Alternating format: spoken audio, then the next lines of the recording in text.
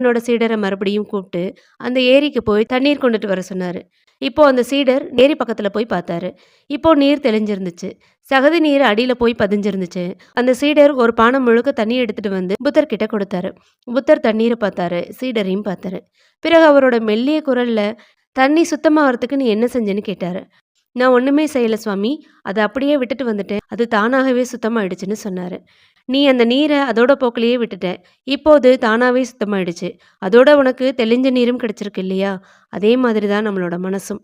நம்மளோட மனம் குழப்பத்துல இருக்கும் பொழுது, நாம எதுவுமே செய்ய வேண்டாம். அத அப்படியே விட்டுடணும். அதுக்கு கொஞ்சம் கால அவகாசம் மட்டும் குடுத்தா போதும். அது தனக்கு தானே சரி பண்ணிக்கும். நாம எந்தவித முயற்சியுமே செய்ய வேண்டாம். நம்மளோட மனச சமாதானப்படுத்தும் விதத்த பத்தி கூட யோசிக்க வேண்டாம். அது தானாவே சரியாயிடும். இது தன்னிச்சையா நடக்கக்கூடிய ஒரு செயல். அதோட நம்மளோட முயற்சியே இல்லாம அது நடக்கும். மன அமைதி அடையறதுக்கு கொஞ்சம் நேரம் கொடுத்தா அது தானாகவே அமைதியாயிடும்னு சொன்னாரு புத்தர்.